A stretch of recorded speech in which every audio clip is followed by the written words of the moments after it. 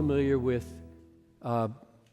take heed, your adversary, the devil, prowls around like a roaring lion, seeking someone to devour.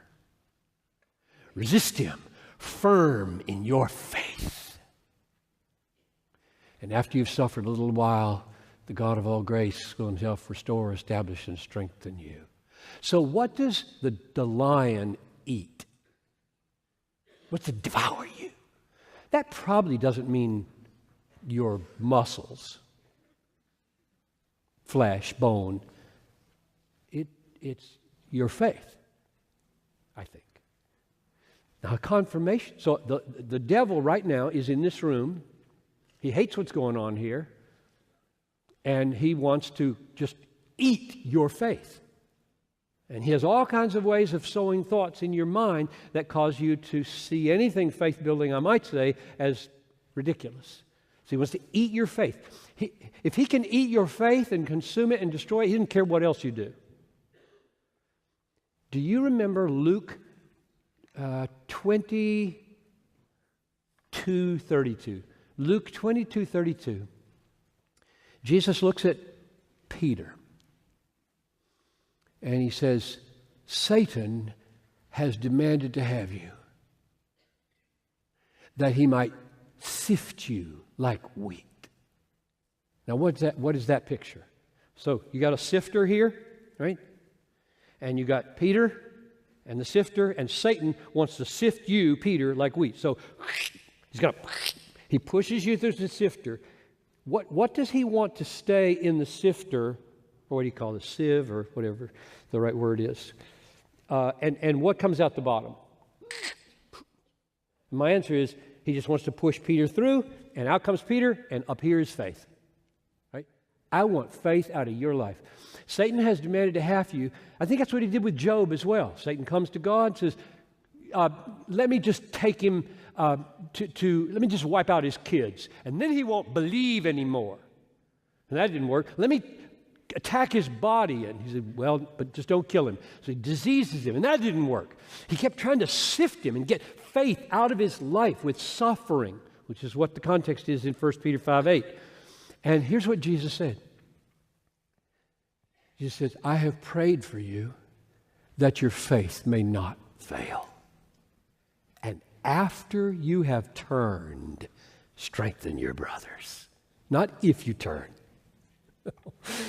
Jesus is looking right into Peter's face and saying, okay, we're going to do a Job kind of thing here. Satan wanted to sift Job, and I'm going to let him have you tonight. Up to a point and no further. Because I have prayed for you, that your faith fail not. So my question is, did his faith fail? He denied him 3 times. He denied Jesus 3 times. I don't know him. I don't know him. I don't know him. And Jesus says, I'm praying that your faith won't fail. After you have turned, strengthen your brothers. And he made Peter a rock for the church.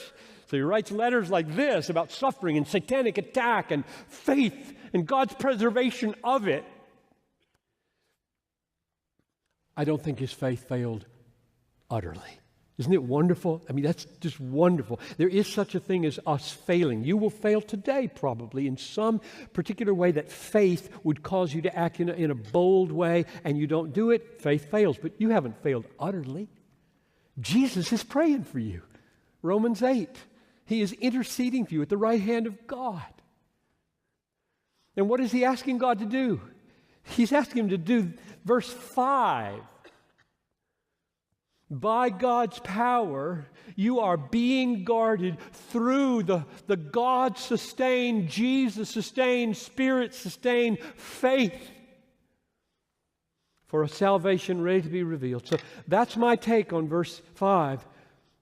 So the point of verses 3 through 5 is hope is so strong and so fixed and so firm and so trustworthy, and it's so valuable, unfading, undefiled, imperishable.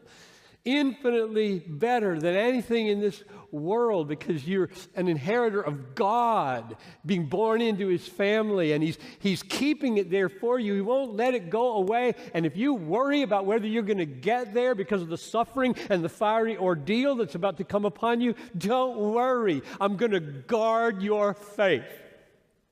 Wow. That's so encouraging to me. So why am I going to wake up a Christian tomorrow morning?